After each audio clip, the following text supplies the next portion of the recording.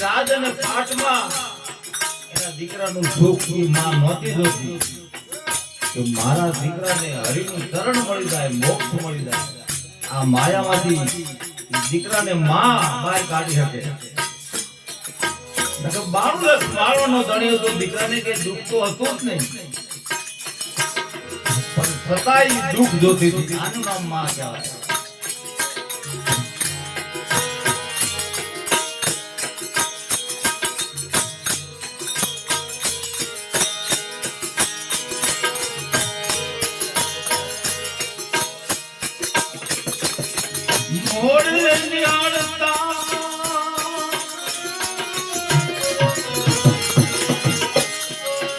માતાજીનું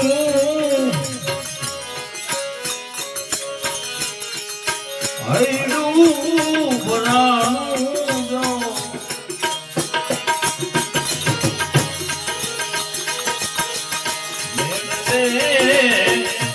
આખુડાની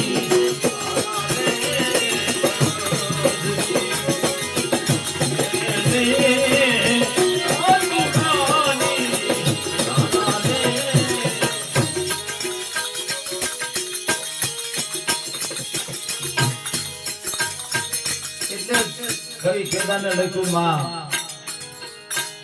એ મારી જન્મની દેનારી માં મને તારી યાદ બહુ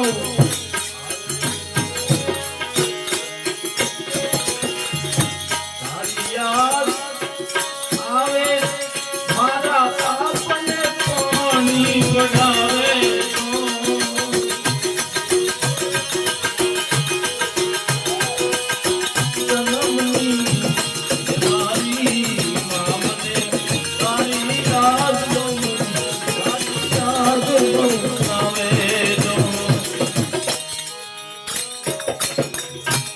માં ધારે તો ભગવો ભેટ પહેરાયો અને માં ધારે ને જો માની દ્રષ્ટિ ફરી હોય ને દીકરા ઉપર પછી એકે ભગવાનનું મંદિર આપણને હંગરે નહીં. રામાયણ લઈને મગાવે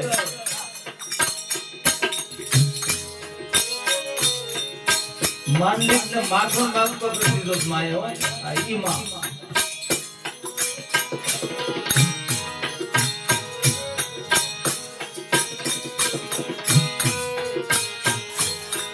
પરણીએ ઓઢાણી માં એથી હાલડાવે જો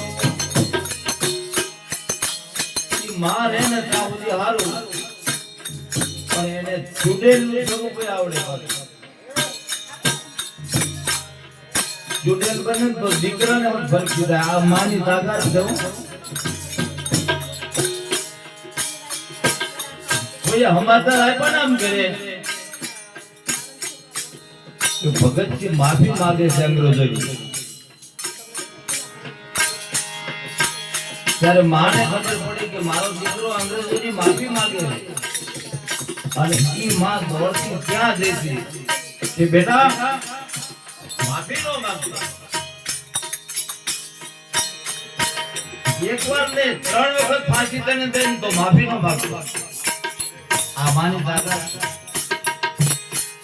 એટલે કુરુક્ષેત્રના મેદાનમાં એમાં ગંગાએ કીધું કે આને તમે સિકંદરને આગળ ન રાખો ને કૃષ્ણને અર્જુનને આવે તો મારા દીકરાની ખબર પડે. આ ભીષ્મ મારો દીકરો છે અને અર્જુનને તમે હામાં આવજો, તમે આગળ બીજાને ન રાખો તો મારો ધાવણની ખબર પડે તમને.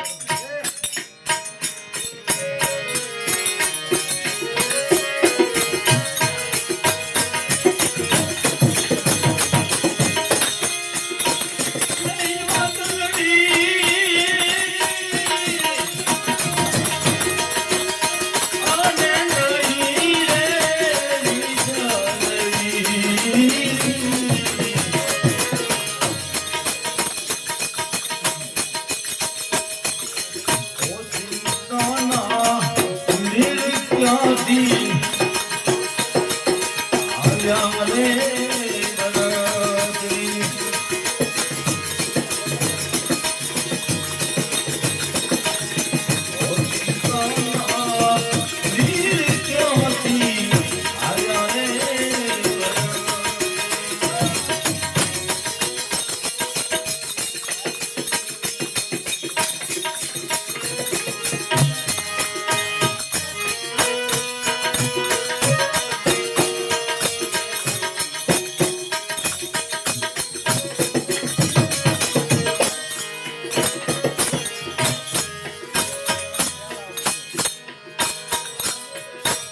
અને ગોપીજી નામ ઊંચું જોવે છે. આપણે છેલ્લી કડી આપણો રાઉન્ડ પૂરો કરવો છે ભજનનો.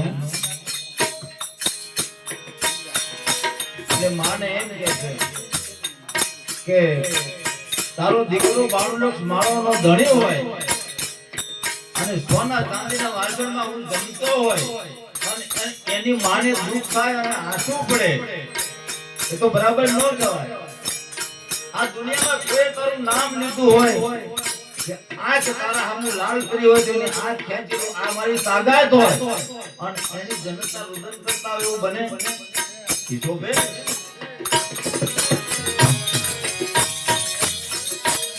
કેટલા એટલે એવું નથી પણ મને તારા બાપુની યાદી આવી ગઈ.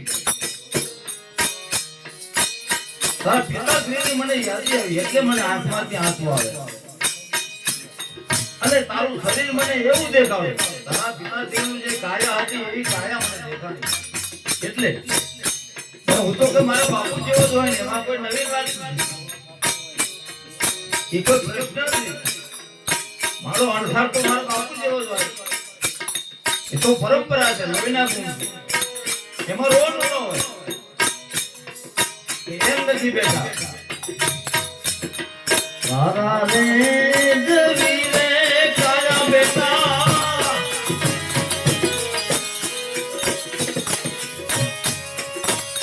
તારા પિતાજીની અતિ જો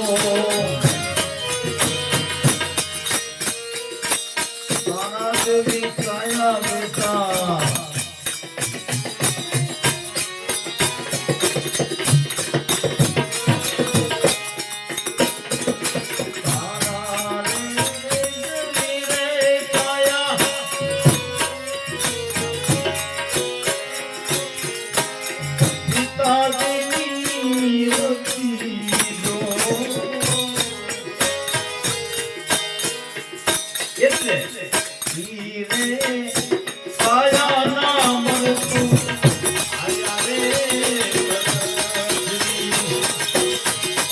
Yeah.